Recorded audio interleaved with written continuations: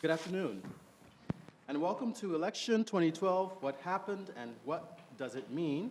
A post-election discussion panel. It is a joy to see you here for what promises to be a thrilling time of discussion and reflection. My name is Wallace Best, and I'm serving this year as Interim Director of the Center for African American Studies here at Princeton, and we are honored to be co-hosts of this event with the Woodrow Wilson School.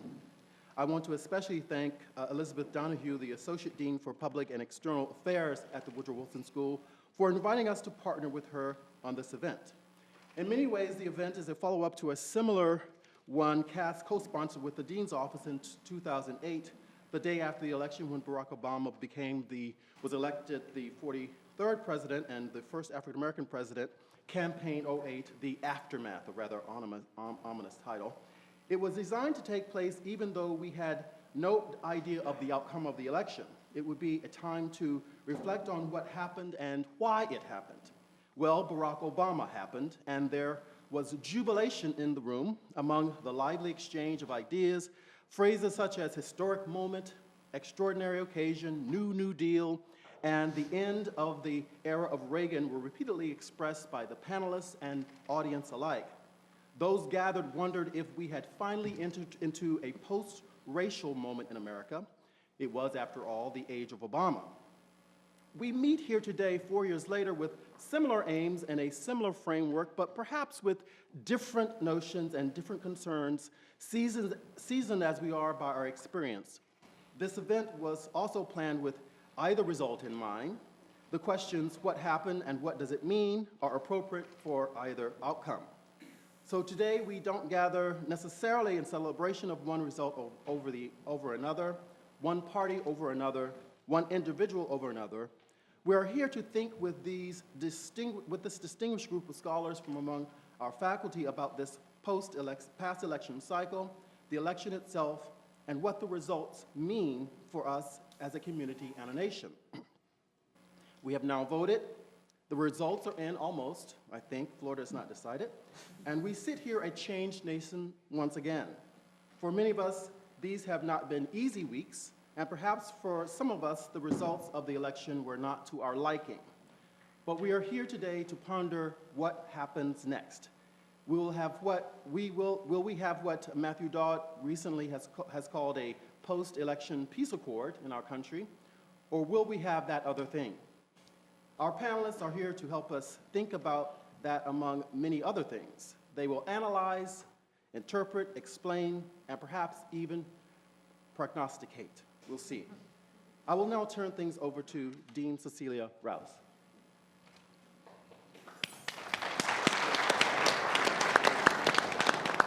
Thank you, and welcome to the Woodrow Wilson School. So I know that we have a large panel, and I've been told to keep my remarks short so that you can hear from them and not me, but I really do want to welcome you all for coming out, especially in this weather. This is going to be an exciting panel. So I'm going to introduce the panel. I'm going to do so just in alphabetical order. So first we have Brandice Canes Wrone, who's the Donald E. Stokes Professor of Public and International Affairs here at Princeton University. She's also, thank goodness to me, the acting Vice Dean here at the Woodrow Wilson School. Brandice has written extensively on issues related to American politics, political economy, elections, and the courts, and I think she'll have some very interesting data on how the polling works or how we would have projected this election given what economic models might have said. We also have Nolan McCarty. Nolan is the Susan Dodd Brown Professor of Politics and Public Affairs, and he is currently the chair of the Politics Department. His research interests include U.S. politics, democratic political institutions, and political game theory, so I'm looking forward to hearing his insights. We also have Professor Imani Perry. Imani is a professor in the Center of African American Studies and a faculty associate in the program in Law and Public Affairs, which is here at the Woodrow Wilson School as well. She has both a JD and a PhD, which gives her a very interesting perspective on elections. She's an interdisciplinary scholar who studies race, African American culture, using the tools provided by various disciplines, including law, literary and cultural studies, music, and social sciences. Looking forward to her comments. We also have Daron Shaw. He's our interloper, who's a professor of government at UT Austin. Daron serves on the editorial board for American Politics Research. And while many of us did not get much sleep last night, Daron especially did not get much sleep as he served on the national decision team for Fox News. So if you were watching Fox News and wondering when and why are they going to call various elections, that was, Daron was part of that team, so quite interesting tonight. And I also want to introduce Ali Valenzuela, who is a new assistant professor here in the politics department at Princeton.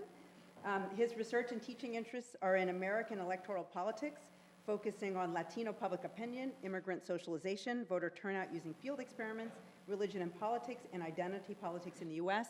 And if we learned anything, it was the growing importance of the Latino vote in our political system. And last, I want to introduce the person who will be moderating our discussion today, and that's Bart Gellman, who is the Woodrow Wilson School class of '82. So Bart is the author of the best-selling book, Angler, The Cheney Vice Presidency. He's a contributing editor-at-large at Time Magazine, a lecturer and an author in residence, and so he's a lecturer here at Princeton University as well. So Bart, I'm going to turn things over to you. I was told to mention to you one last thing, which is the panel will discuss things until about 6 o'clock, and immediately following their discussion, we have a reception at Sloan Dining Hall. And so I invite you all to join us. Thank you.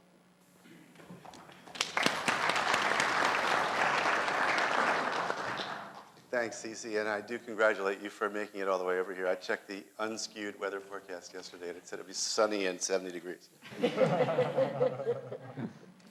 So there are a lot of things that we thought we knew about the American electorate or about elections in this country that may seem less obvious now, and you're exposed to a lot of Insta punditry, all you want on television. We're very lucky to have decades of scholarship on politics here represented on the panel. But things like it's the economy, stupid, or that social wedge issues gave the Republican Party something that it thought was close to an electoral college lock for a while, that disillusionment and lost intensity and voter suppression efforts augured a lower turnout in this election cycle, and lots of others. So I want to jump right in and start with you, Brandice, if I may.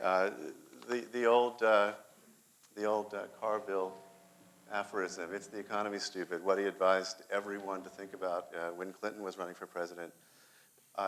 Did the outcome this time, does Obama outperform the existing models, or in fact, would the models have predicted just about what happened here? I think that's a really interesting question because this is a very unusual election in that respect. Typically, these economic or political economic models that try to forecast the election outcome months in advance all point in the same direction, or almost all point in the same direction, because various economic indicators tend to go together. And this election's unusual because they don't. So we have, I guess, thankfully, a PowerPoint slideless presentation, so you won't be inundated. But if you did, if you were forced to look at slides, I could present these charts that show personal income and unemployment counting against Obama, but yet many other indicators pointing in Obama's favor. So for instance, we know the stock market is doing much better under Obama.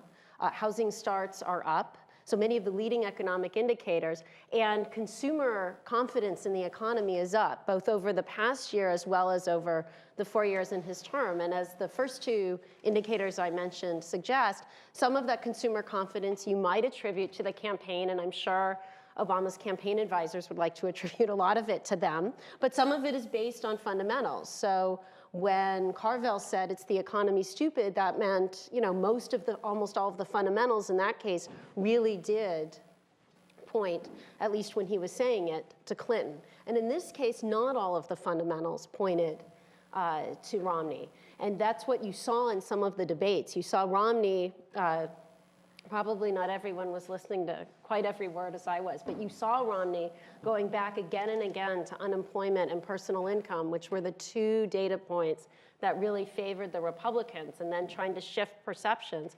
But you'd see Obama pointing to the indicators that really favored the Democrats.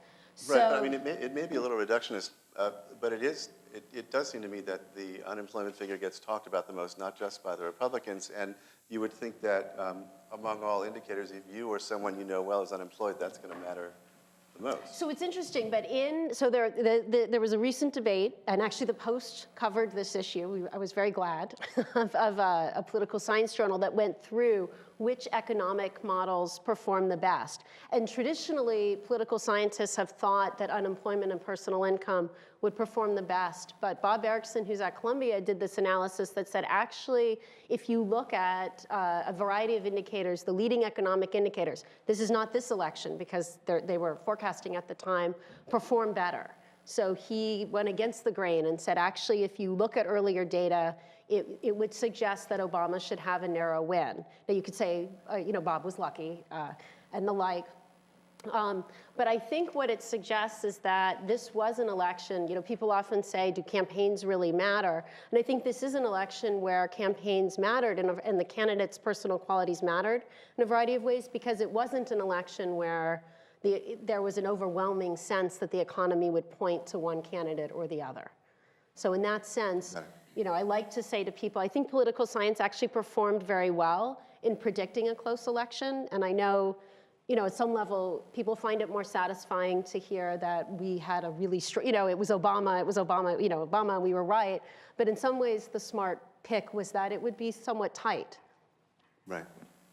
Imani, if I could turn to you for a moment. Is demography destiny in this election and in future ones?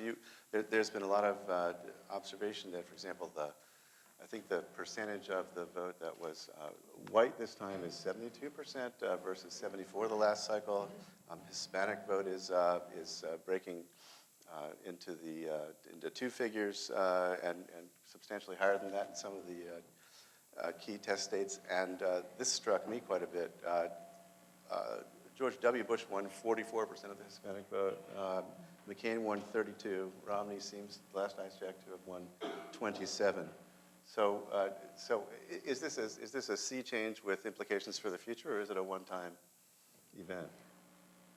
Oh, I think it definitely has implications for the future. I mean, the gaps are pretty dramatic, right? So on the one hand, it's, so you have a 70 or 70 some odd percentage of Latinos voting for Barack Obama, 90% of African Americans. I think it's somewhere around the 70% range for Asian Americans as well. So there's intensive divisions along the lines of race that I think reflect a couple of things potentially. I mean, one is there's I think a growing perception and perhaps a crisis in not perhaps, but a crisis in the Republican Party around the racial composition, and that the perception that it is a party that is primarily concerned with the issues of white men. Whether or not that is an accurate perception, obviously is subject to debate, but I think that there is a sense, and I think that's was compounded by the voter ID laws and the perception that they were targeting communities of color specifically, and this sense as opposed to appealing to constituencies to try and prevent them from exercising their fundamental,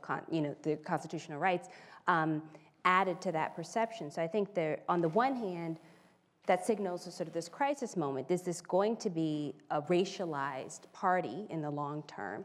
And on the other hand, one of the things that one wonders is then what's happening on the Democratic Party side? Because obviously this is a diversity of constituencies. Does that mean that people are actually coming together in terms of their opinions on issues, or it's well, that's not for us? And I tend to think that we do need to be concerned with the question of whether it's simply a rejection of another party, because there's some conversations that aren't being had in the Democratic Party about issues of particular concern to communities of color. Well, what's an example of that? I think the huge gap in unemployment, for example.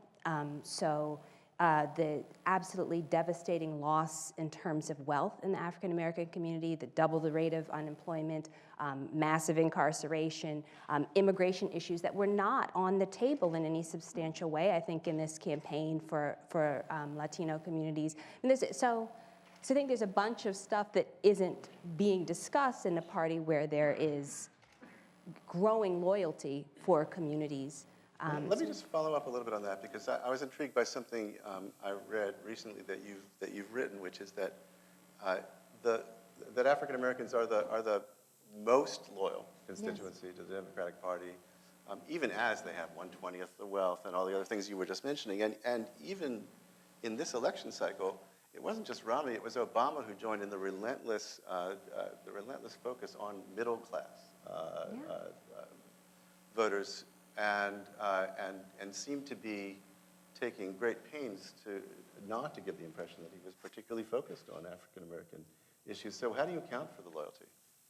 I account for the loyalty in terms of a commitment to the social safety net. I think this relative, the balance between social conservatism and liberalism is a complicated issue for African Americans, because even though there's a large proportion of the community that is socially conservative in terms of sort of decisions about voting, I think there is a commitment on the other hand. I mean, I don't to having a more, in terms of sort of the exercise of rights or civil liberties, to having a more liberal government, and some of it is some degree, I think, of racial loyalty. In the case of Barack Obama, but clearly the commitment to the Democratic Party precedes his. But you see the numbers got even more dramatic, right? So you have over 90% of African Americans as opposed to 86 or 80. I mean, for the case, which was the case with George Bush, for example, George W. Bush, for example. So,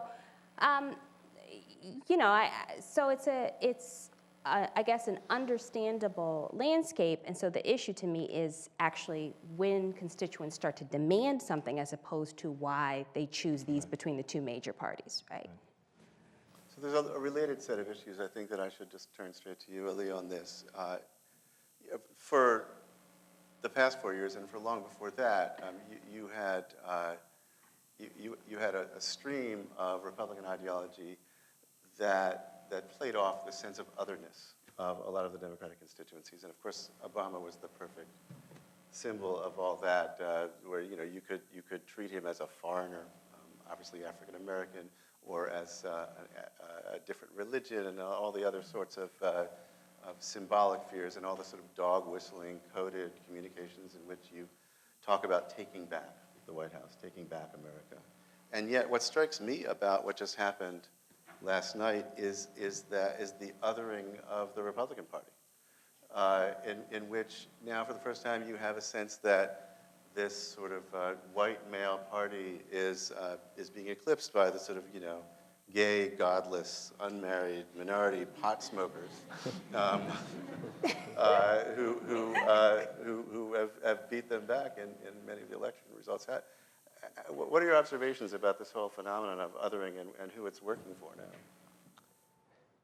I mean, that's a complicated question. I think the results, though, suggest that it wasn't quite as dramatic as your question is suggesting. I think the results were quite close on a number of races, and certainly at the national level. And so, while these efforts to paint Obama and his supporters as outside the mainstream were certainly in view, and we certainly talked about it in some of my class discussions. I think the results point to them just not being very effective this time around. And all in all, that's a positive development for our country. But I don't know. I think the results are close enough still that I don't have really much expectation that they're going to go away quite yet. These sorts of attacks against Obama, against sort of non-male whites in this country. Oh, they're certainly not going away, and they're quite effective still, I think, with their target market. The question is whether that market has shrunk too much to be a viable. I think your previous question about demography suggests that going forward, it's going to be a losing argument.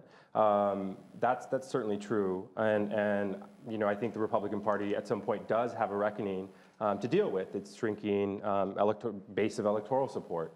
But again, I don't know that this particular election is one that's going to lead many in the Republican Party, to conclude this insight that we're talking about. I think it's really easy to critique Romney for running a poor campaign, for running a campaign that was filled with gaffes, and again, the results were close both at the national level and across a number of different states, such that it's really easy to say, wow, this was just sort of a fluke election. It's not something fundamental in our message or in our policies.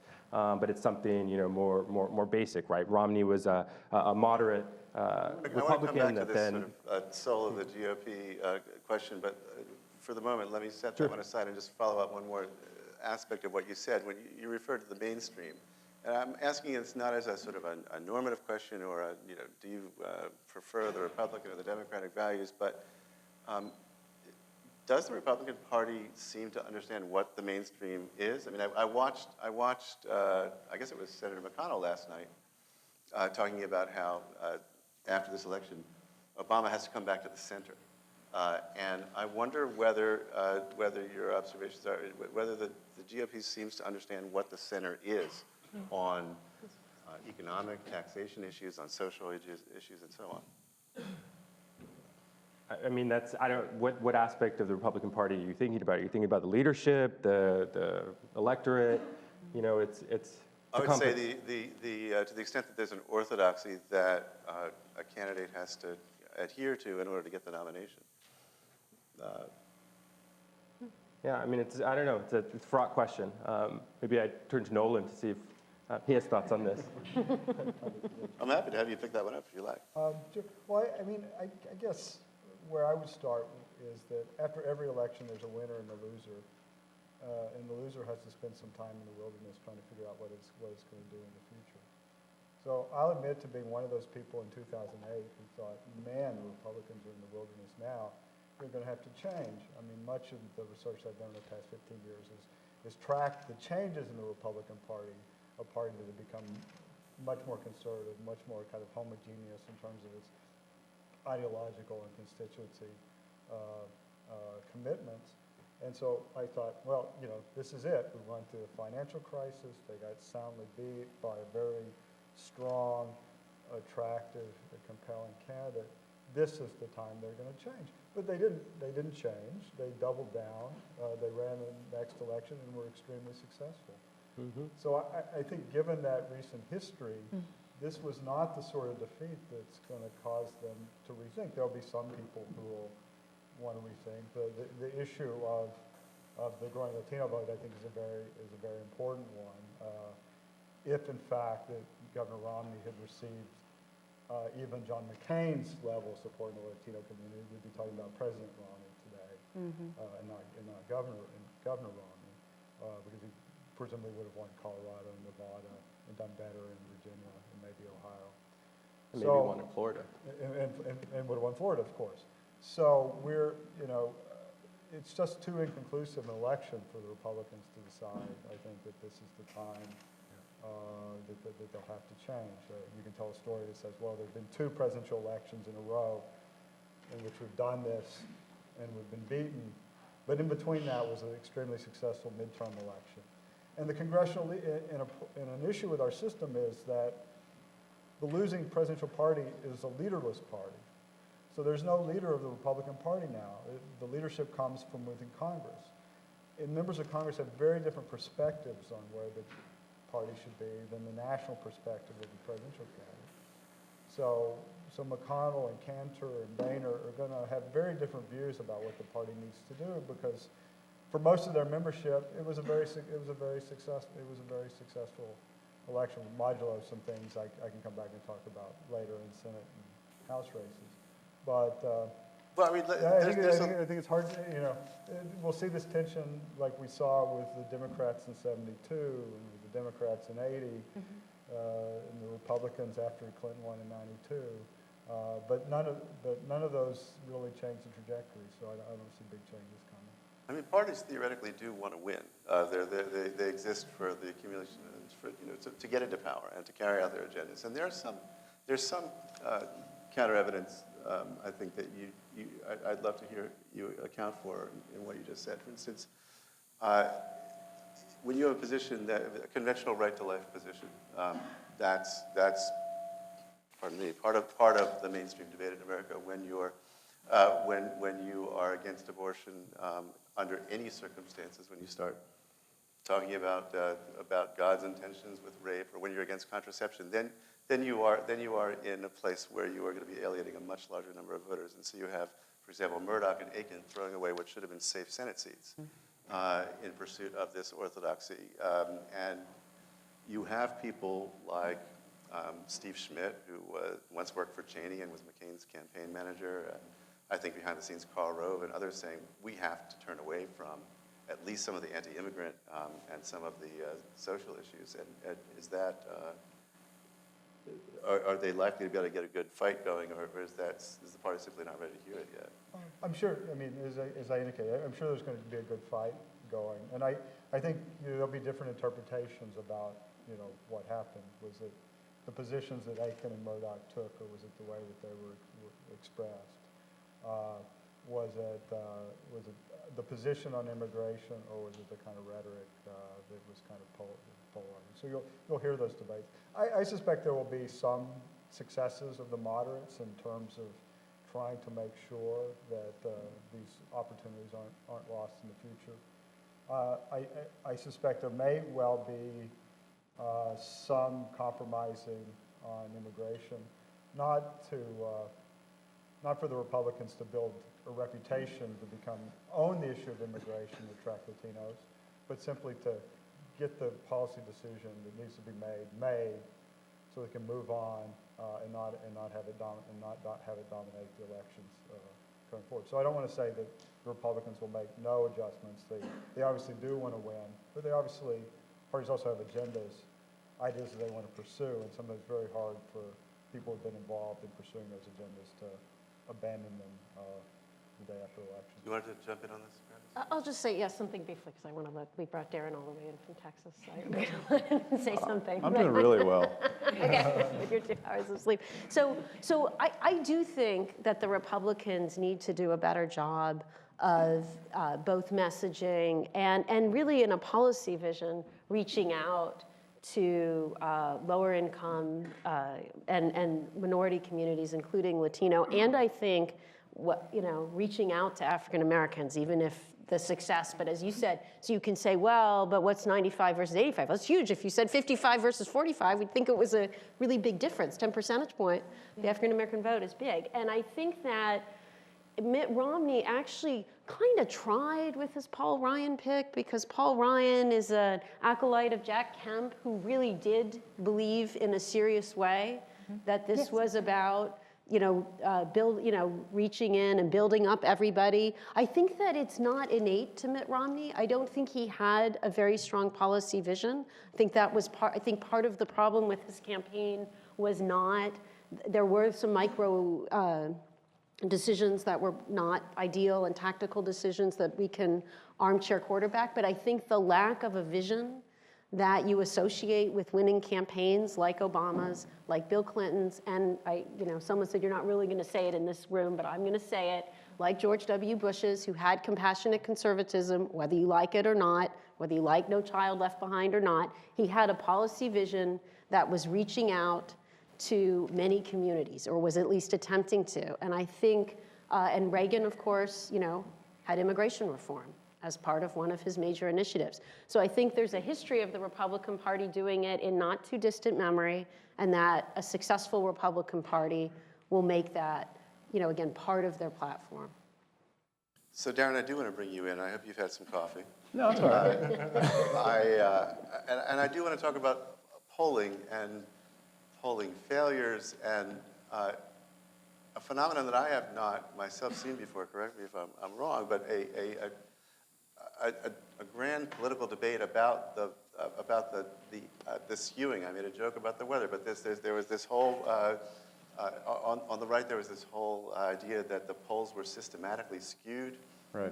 That Fox News became the vehicle for many predictions of sweeping victory by Romney. There was almost a sort of Well, I should let you know that I'm the director of the Fox News poll.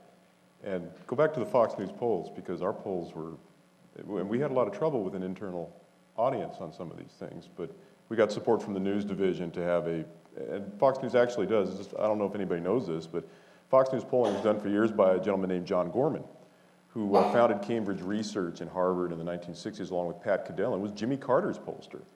And Roger Ailes, who's the head of Fox News, I think was buddies with Gorman from their old days in campaign wars, and so when Fox News started, he brought on Gorman to do his polling. But they didn't brand that they were done by this was Opinion Dynamics, after Gorman and Cadell split. I gotta be careful, but if you've been around Pat Cadell for a long time, you can understand why maybe he and Gorman would fall apart after time, because Pat's a real mercurial personality. I just want to interject one brief thing. I was careful not to say that Fox News polls themselves were. Sure, I understand. In fact, they were among the better polls. But you saw the internal conversation that you just described come out openly on TV. Yeah, we did. Karl Rove pushed you to take back your call on Ohio. Fortunately, we have an hour and a half. So we'll distinguish for now between, because we certainly want to give everybody an opportunity, between the regular polls, and then we can talk about exit polls, certainly. But I actually thought the conversation about polling in this cycle was unbelievably sophisticated and productive.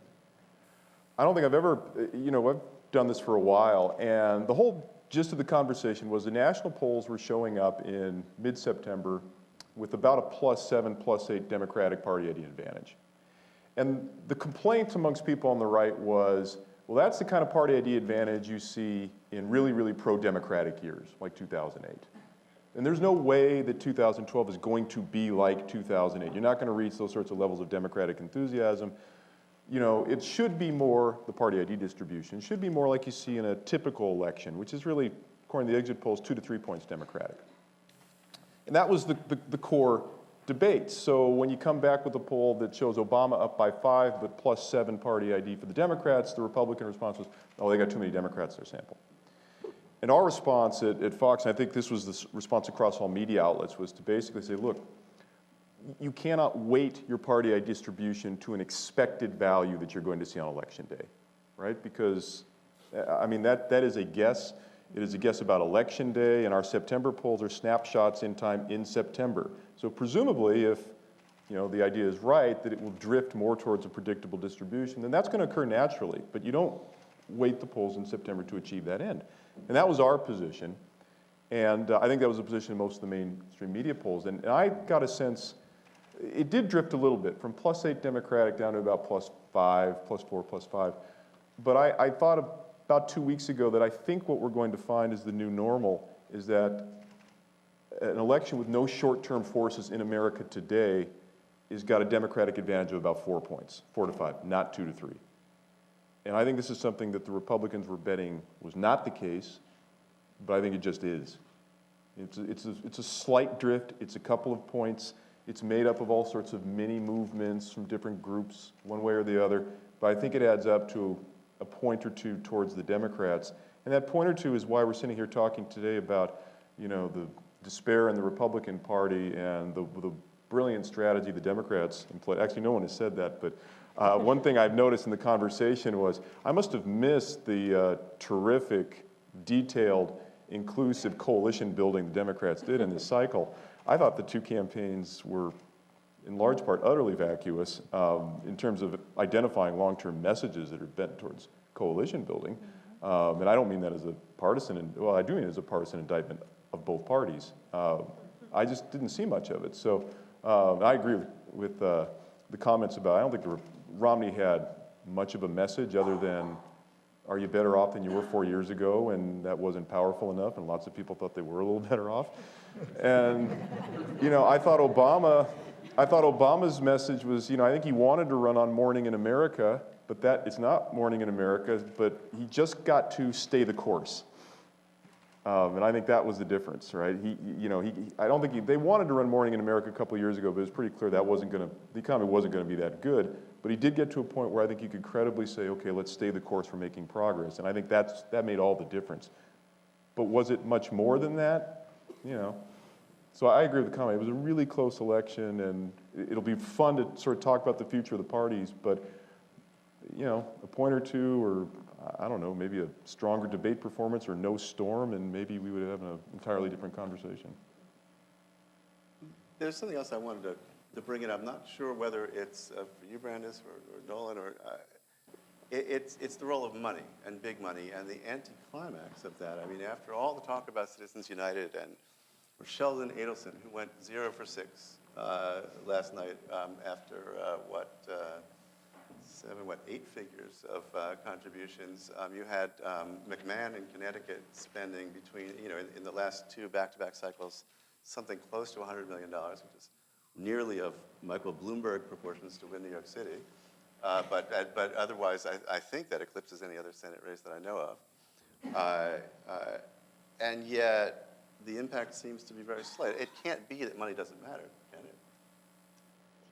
Sure. So this is kind of one of the things that political scientists usually try to surprise people at bars and with bar competitions when they say. Or win bets. Win bets. We'll say things like, money doesn't matter because we've tried a very hard time finding correlations between election outcomes and the amount of money spent by both sides. And there are a couple reasons why it's hard to find the connections. One is that you spend more money when you need to spend more money, and therefore you're spending money when you're in trouble, and you spend less money when you're not in trouble. So it's hard to find the connection there. But I think what we've seen here is just the case of two really well-financed political parties and networks of donors and activists that just completely canceled each other out. Clearly, if one side had disarmed and decided not to spend any money, it would have mattered.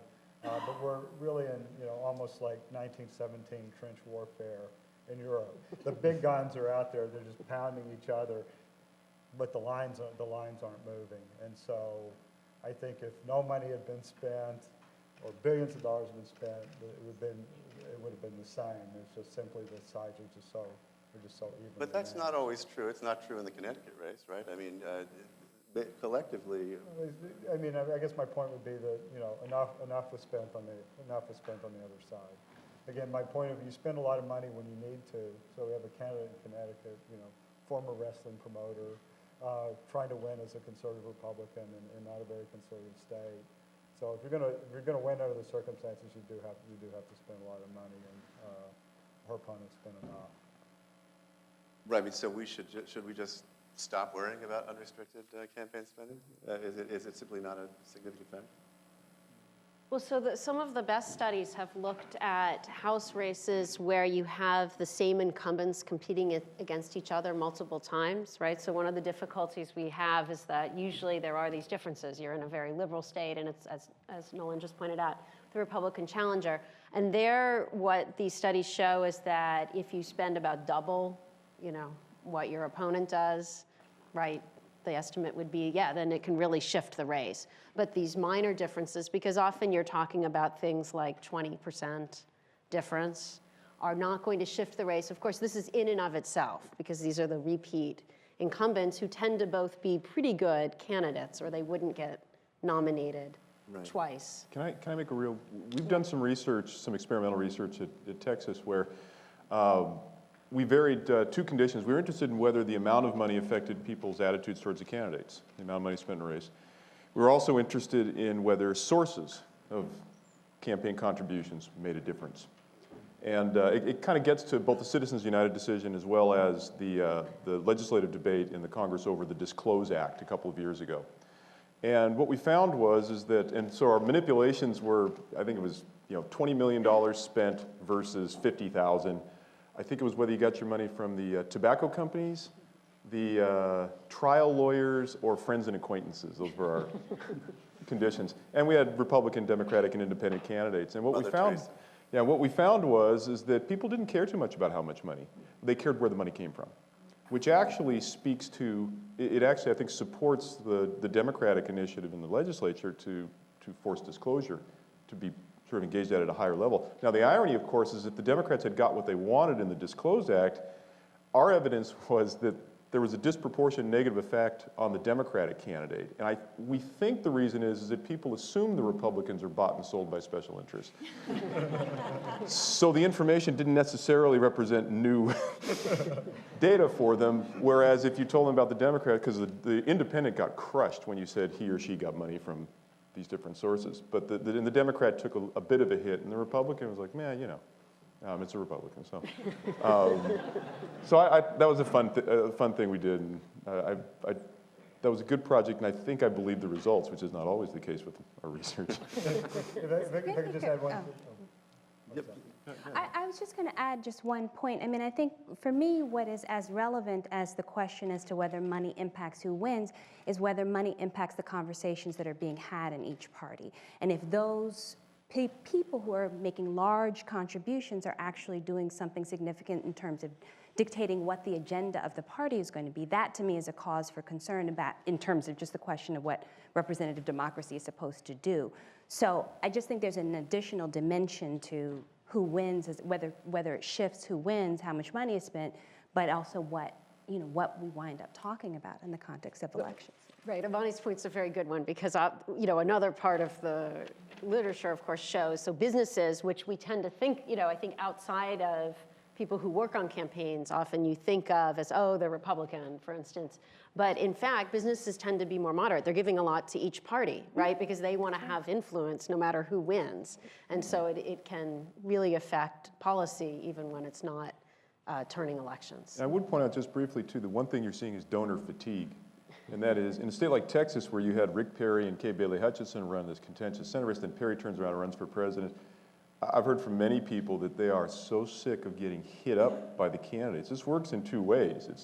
We think of these interest groups coming in and lavishing money in these races, influence agenda, which certainly is the case, but it's also the case these candidates go begging for money constantly. And, it creates sort of issues for, I think the influence can work in if you don't give me money, Right, then I won't add, yeah. what the consequences are. So I think the link is certainly there, but I would encourage people to think about it maybe from a slightly different perspective, which is these candidates can be very, very aggressive in fundraising. But one thing, Imani, we barely touched on when we talked about demography is women and the gender gap and how that played out here and what the trends are on it. Do you want to address that a little bit? I would just say, and this is as much, my response would be as much a question as a comment, which is, so we see a significant gender gap, particularly with unmarried women, right? I think the gap was 18 points or something like that, or even more perhaps. I don't recall all the numbers floating in my head, right? But that's pretty substantial, and I do think that has to be connected to the particular, and Nolan raised this question, was the way that gender was talked about around questions of abortion and contraceptive, was that a messaging issue, or was it simply sort of or was it the substance that people were responding to? But I think there's another piece that it signaled a fixation on this, regulation of women's bodies, and that actually was a site of resistance that I think is important to note, right? I mean, there's a language of the war on women, and I think even though we have women who obviously have a range of political perspectives, and married women voted for Romney in higher numbers, that constituency responding to a conversation on reproduction as at the center of concern around of the wide range of political issues, I think is relevant and something that's worth paying attention to or thinking about in the long term. But the gender gap has been and arguably would have been fairly substantial even if it hadn't been for the Aikens and the Murdochs. I mean, what do you see as, is there a lasting feature there that you expect to see in the next couple of elections? Well, I think that the gender gap may have been in place irrespective. I'm actually not sure, given the economy, I'm not sure if it would have been as dramatic were it not for them. I think, and that those seats turned over suggests to me that there is some energy behind wanting to change or wanting to protect against a particular kind of ideological, political energy around gender. So, we wind up talking every single election cycle about Roe v. Wade, right? This is at the center of our conversations, and yet, so I guess I think it will continue to be an issue. I think it's interesting that amongst the range of issues seems to figure so centrally in the lives of so many women still, right? Even though we have a split, a pretty significant even split amongst other political issues. I don't know if that. I think based on the very preliminary picture we have of what the exit polls tell us about how voters made up their minds and how they split. Have you been able to sort of think back to, in light of those trends, what may have been some of the key moments of the campaign, things that would have been turning points if you're paying attention to how people made up their mind?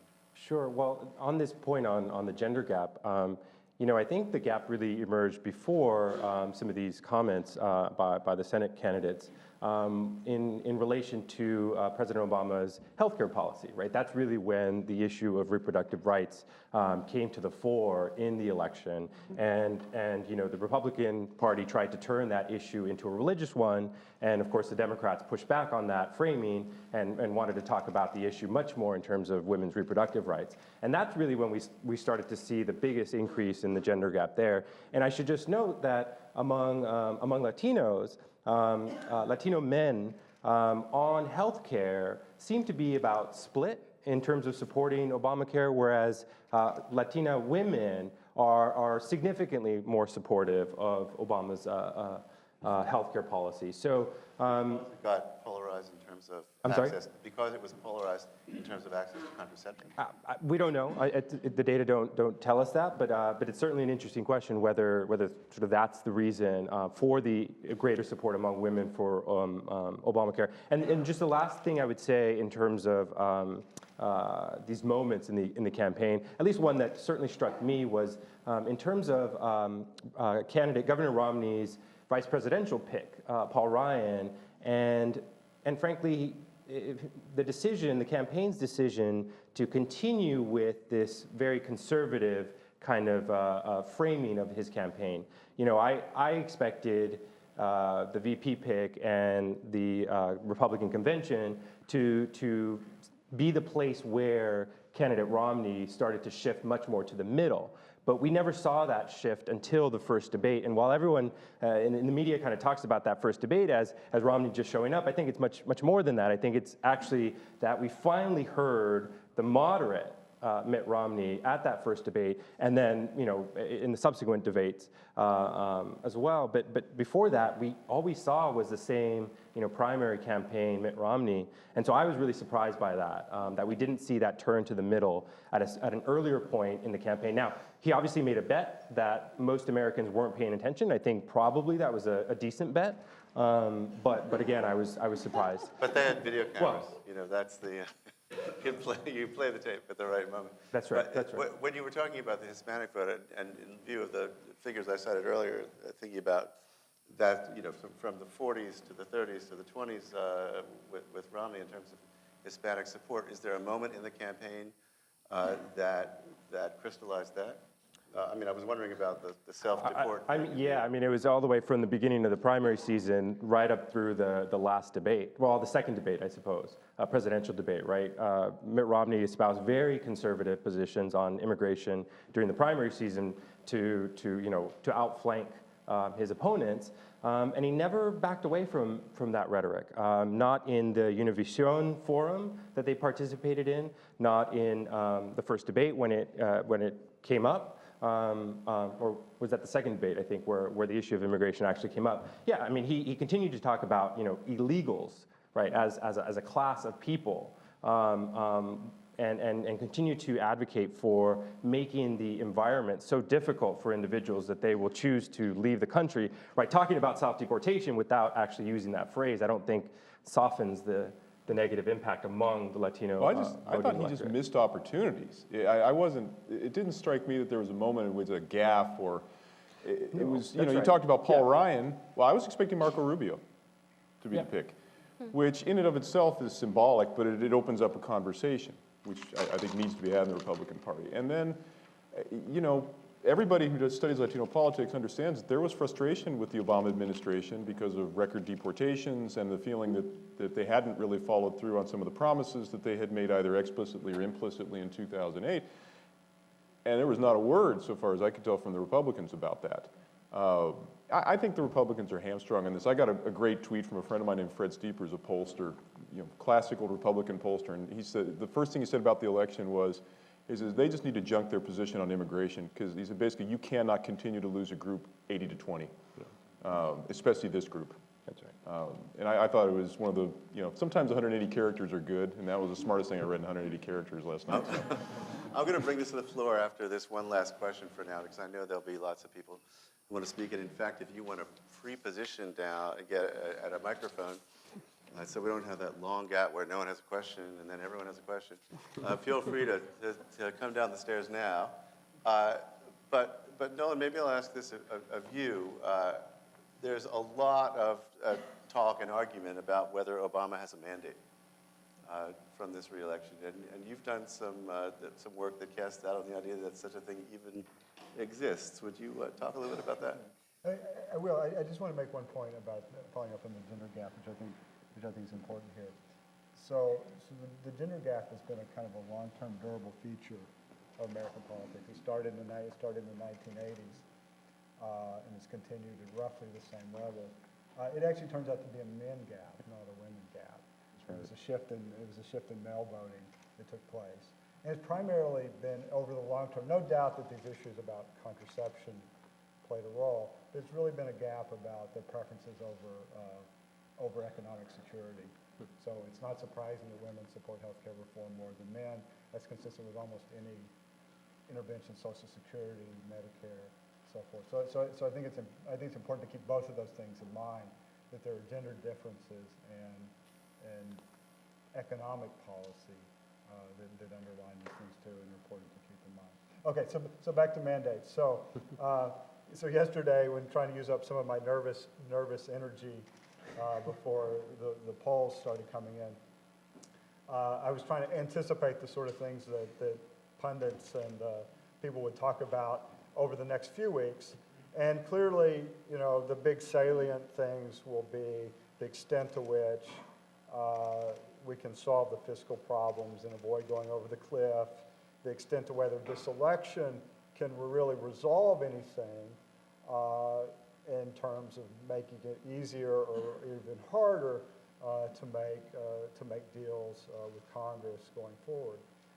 So fortunately, in my Introduction to American Politics class, we just read a piece by the famous political scientist David Mayhew, where he does this enormously valuable job of going through the presidential legislative requests that were made by presidents from the 1940s through the second Bush term, really focus on the first 2 years of each presidential term, and just ask the simple question: do presidents win or do they lose? Do they win on important things or do they lose on important things? So both dimensions are here, whether the president asked for something, whether he won it, whether it was important or not. So this is the perfect set of data to look at the question about whether or not presidents get mandates, whether by virtue of winning an election big, it gives them some additional clout for governing, for bargaining with Congress, making proposals that stick. So I took the simplest measure. I took their win percentage. So for each president, after each election, I computed the number of wins and divided by the number of requests.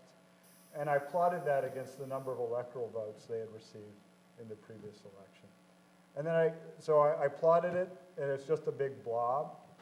I computed the correlation coefficient. Those of you who understand these things, the correlation coefficient was 0 to 3 decimal points. You need a random number generator to get a correlation that's 0 to 3 decimal points. There is literally no connection between the president's legislative success and how well they did in the election. It matters that they win the election, but as we saw, as was mentioned earlier, George W. Bush got 271, the bare minimum, and had a very successful and aggressive legislative agenda with No Child Left Behind, tax cuts, etc.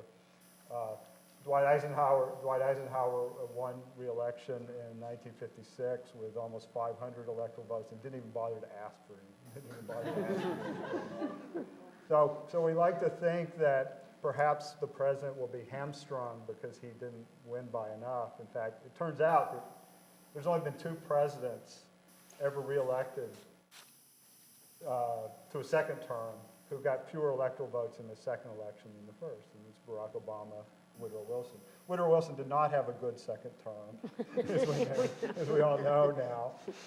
But it doesn't mean, at least the upshot of my analysis is it doesn't mean that Barack Obama is going to have a bad second term. You know, he's got the institutional power of the presidency. That's what matters. And hopefully the deals will be made. We'll avoid the fiscal problems that are coming next month. Please do come downstairs, find a microphone if you have a question. And please do make it short and make it a question. Yes, can you hear? Mm-hmm. This isn't directed towards anyone in particular, but I'm wondering if you could discuss the Asian vote as it went for Obama and what the ramifications of that are. Who'd like to address it? It was according to the exits.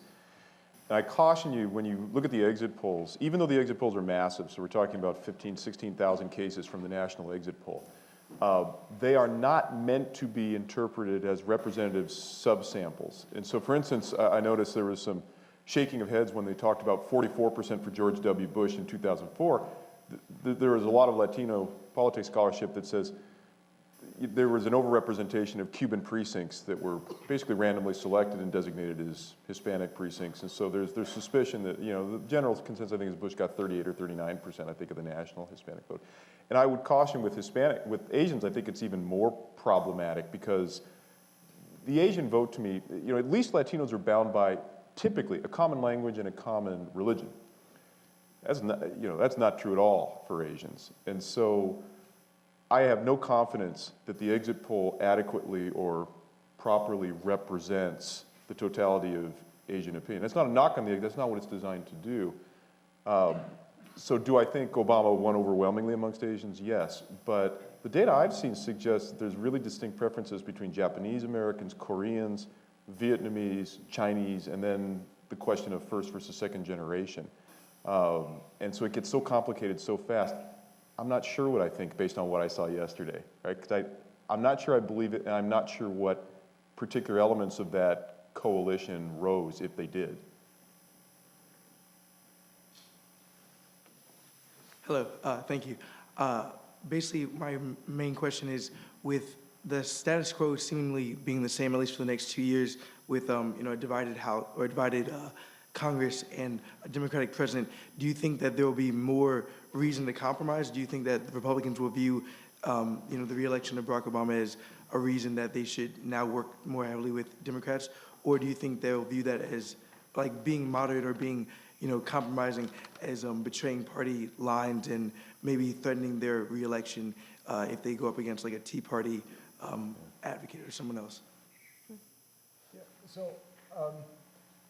it's one of those things I think is going to be very hard to predict. It's going to be tied up essentially in this kind of discussions that the Republican Party is going to have about their future, whether they feel like that they have to have a new brand or whether they have to double down. One of the things that might be helpful, in this regard is that, unlike when Senator McConnell said that the goal of the Republican Party is to defeat Barack Obama, that's off the table. So, I hate to say it, but that may be kind of a hopeful sign. One of the things I spent a lot of time last night and this morning looking at is the elections were status quo, clearly. There were not big seat shifts in either direction. The Democrats picked up maybe 8 House seats and picked up 3 Senate seats, many of which were unforced errors by the Republicans that we've already talked about. And I looked at the composition of those. I think that's going to be very important. What does the composition of the Republicans in Congress look like? Is it more Tea Party or is it less Tea Party? And it seems to almost be a push. I mean, in the Senate, clearly there was very conservative senators who lost the seat. So the Senate will look less Tea Party.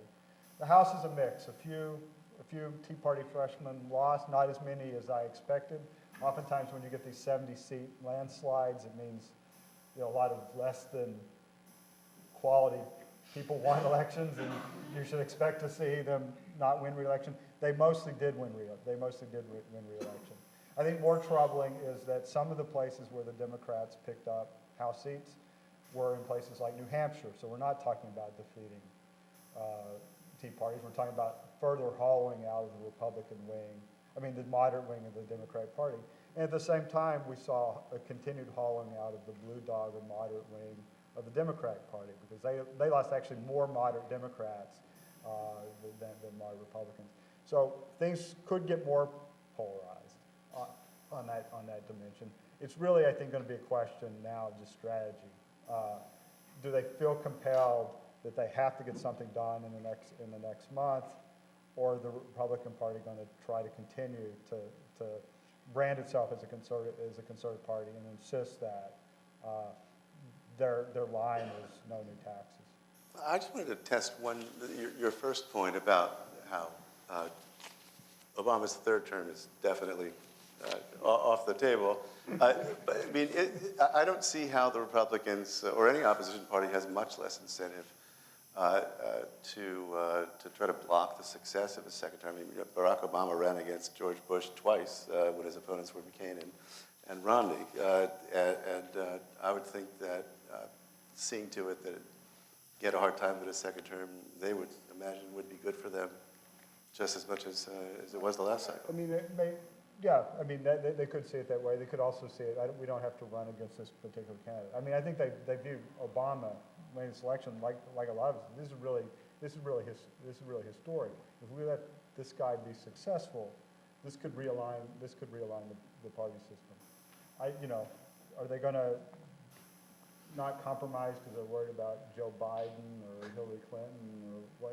They may not be worried in the same way. So that's the only distinction I'd make there. Right. So there was something particular about Barack Obama. Yeah, I just wanted to also add, I mean, we've sort of framed the question all about whether the Republicans are willing to compromise, but some of this is a dynamic process, and some of the decisions and some of the interaction will be based on the extent to which Obama and Reid are interested in compromising. And Reid's moves today were a little less, I mean, maybe you could try to phrase it, he's trying to whittle down the filibuster, so maybe the idea is that he thinks that will generate more compromise, though I don't know if that's really what's going to hit the Republicans on day one as, wow, he's really reaching across the aisle and planning a lot of bipartisan moves now. I think that, we'll see. Both parties, at some level, received a strong incumbency message. Reid received it, the Republicans in the House received it, and Obama received it. I think the biggest possibility for movement is actually with Obama.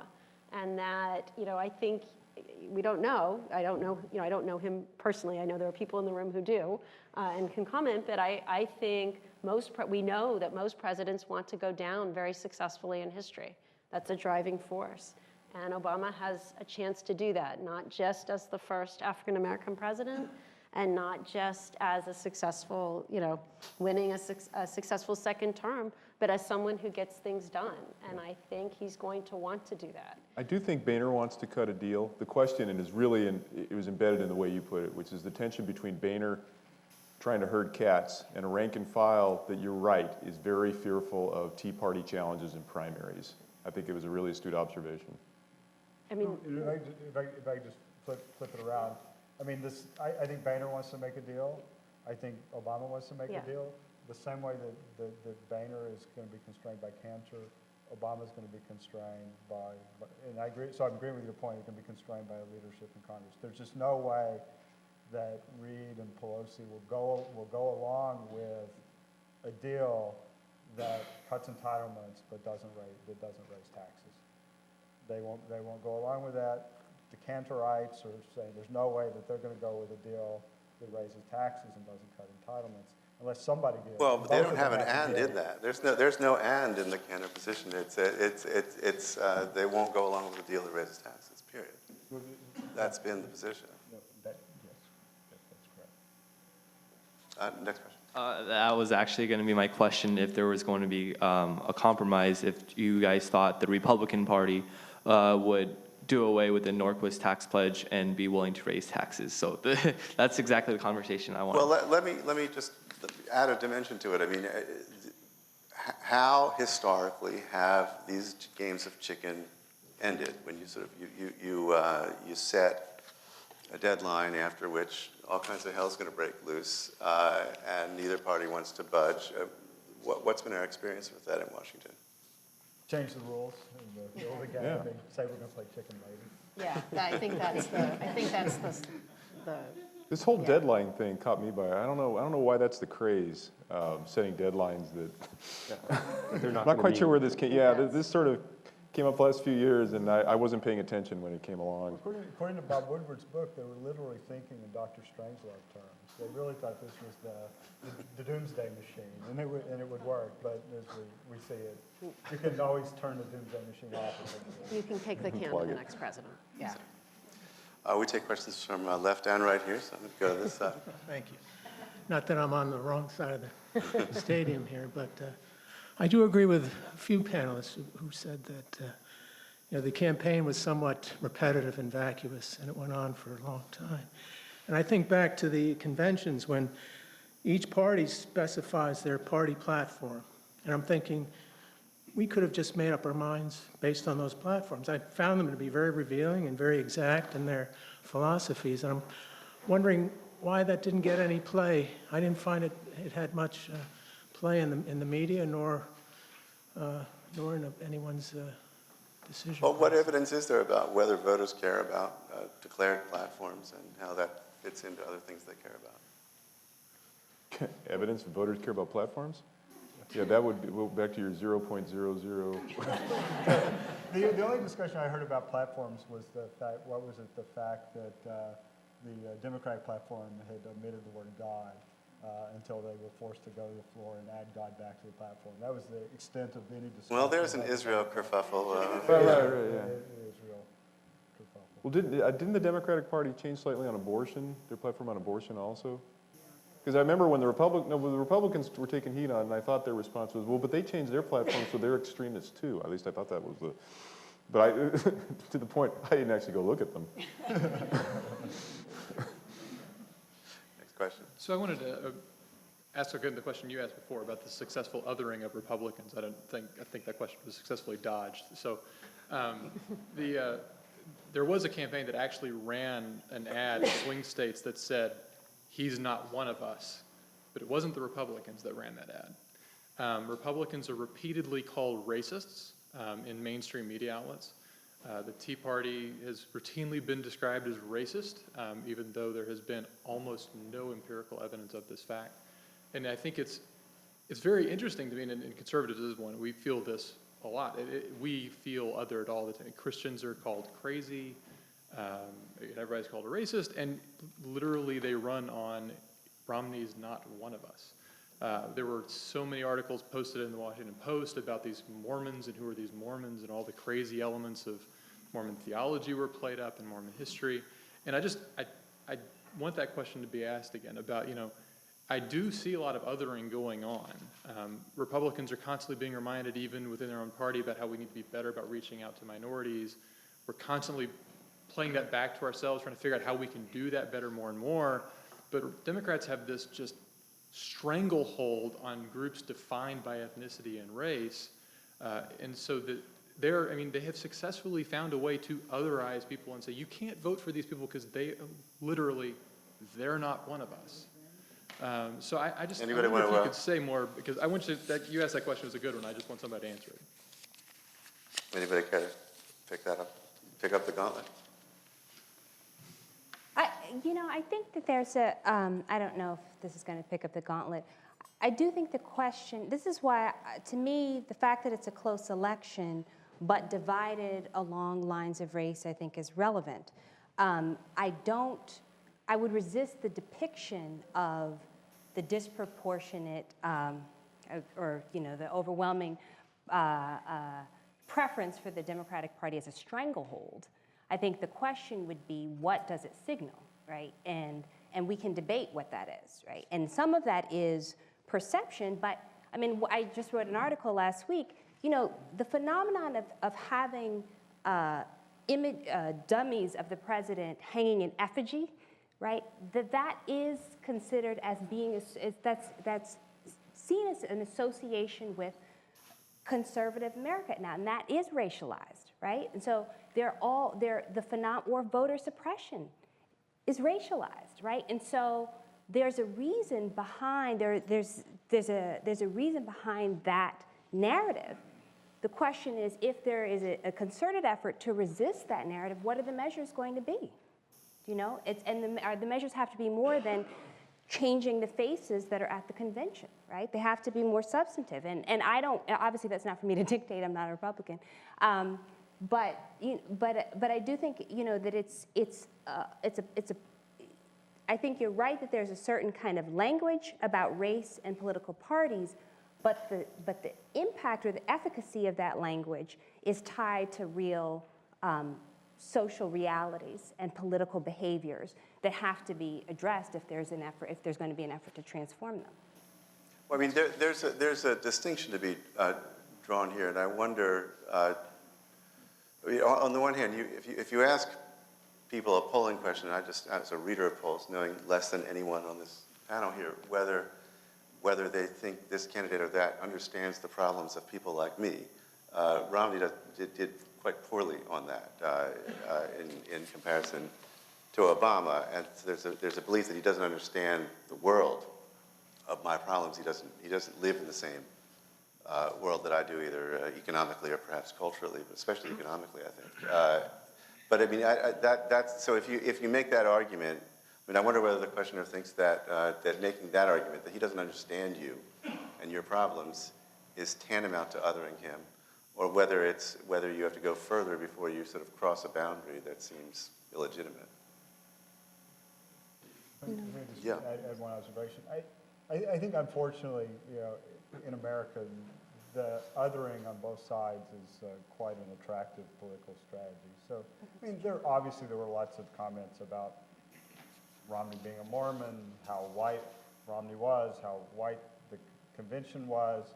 There were discussions within the Democratic Party about whether they should even try to appeal to white working class voters, or whether they should try to build a coalition around racial and ethnic groups and affluent liberals. So the discussions about race and ethnicity are really deeply embedded in the political strategies of both parties in a way that's not, I think, very attractive about either of them. Can I go back historically? How many of you here have seen Gangs of New York? The old Scorsese movie from about 10 or 15 years ago. Look, this is a long and dishonorable tradition in American politics. Nativism, anti-Catholicism. I mean, it had a religious component to it a long time ago. And so I'll actually take up the gauntlet, because I agree with what you're saying to a point, which is there's this sort of, I thought it was a concerted strategy, and probably from a political perspective, an effective strategy to paint Romney as a sort of out-of-touch plutocrat, right? So in some sense, I thought the Republicans sort of whining about class warfare was legitimate whining. And I do resist, and I take there's a distinction between sort of class, you know, differences and antagonisms versus racial and ethnic, which have this sort of historical rootedness and these sort of awful experiences in the United States. On the other hand, I don't think that gives people a free pass. And I mean, I do object to sort of the way both sides, you know, if you look at the data on attitudes amongst Democrats towards Republicans and Republicans towards Democrats, the thermometer ratings, these 0 to 100 ratings, where we ask you how warm or how cold do you feel, those things have declined markedly over the last 20 years. It is one of the most interesting features of polarization.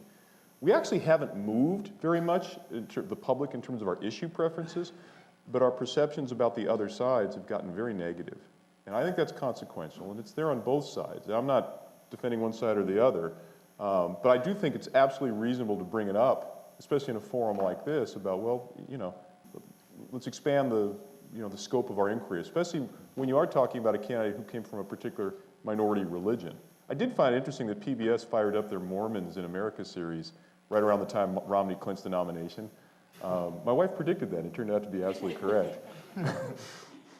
Question here.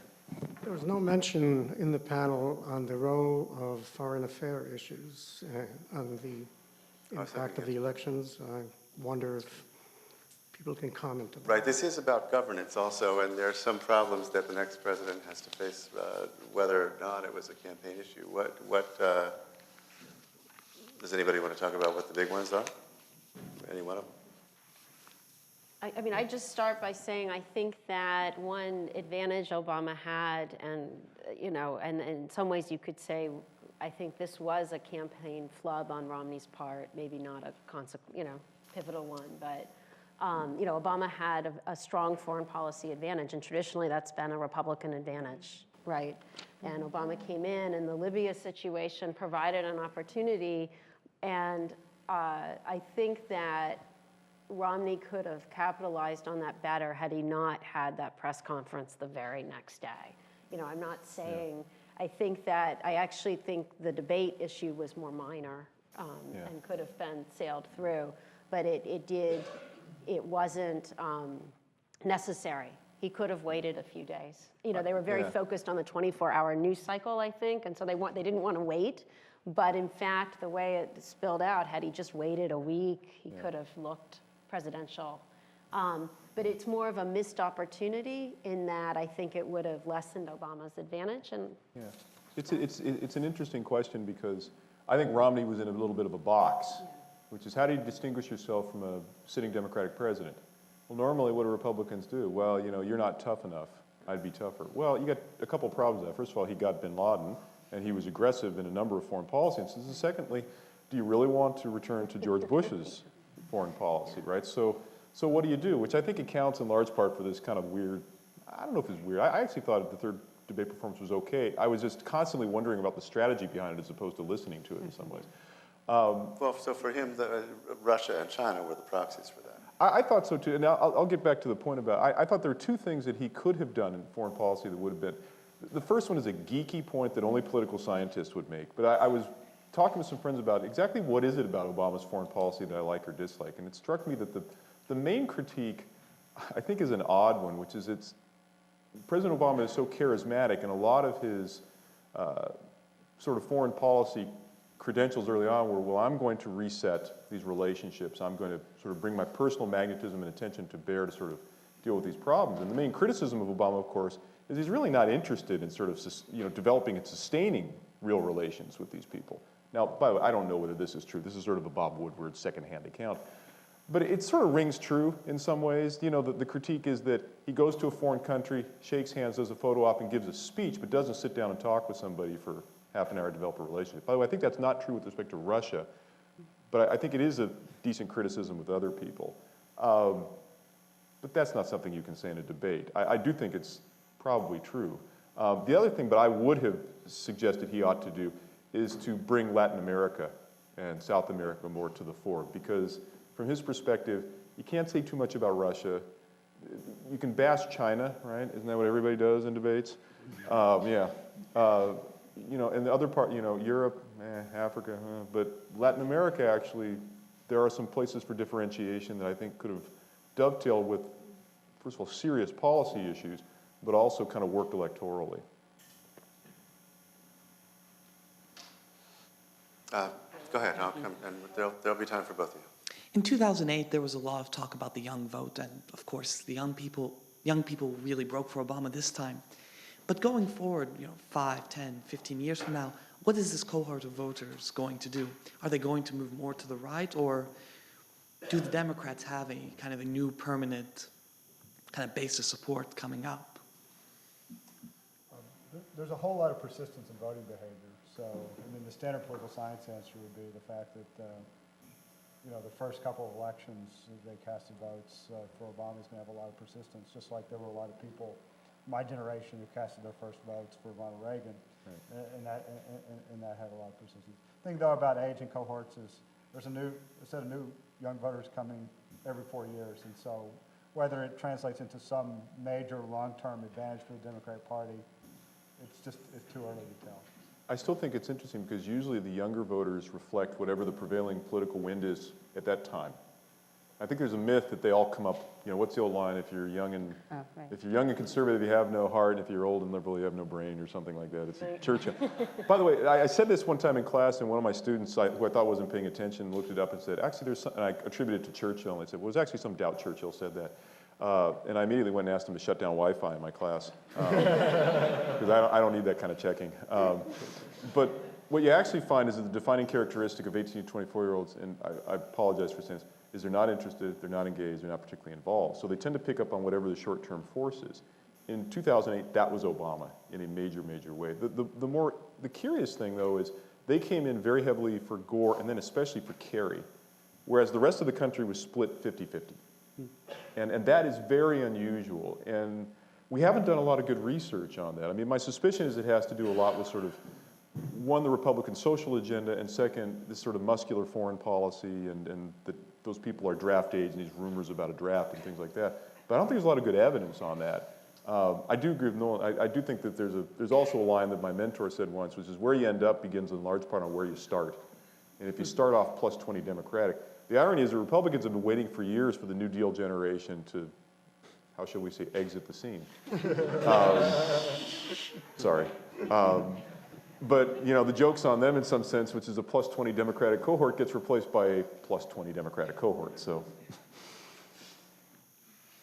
Related to the foreign affairs issue, I would like to ask two specific questions. One about the Libya tragedy, how the revealing of more details in the future is going to affect Obama's status or the trust in him.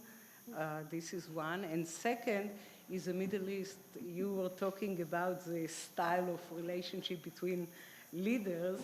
So obviously today, at least in the Israeli papers, are all these cartoons that Obama is reminding Netanyahu, you interfered, remembered? Mm-hmm. So I would like to ask, how do you picture or foresee, or what kind of future picture do you see with the relationship between Obama specifically as a leader, and how is it going to affect the Middle East?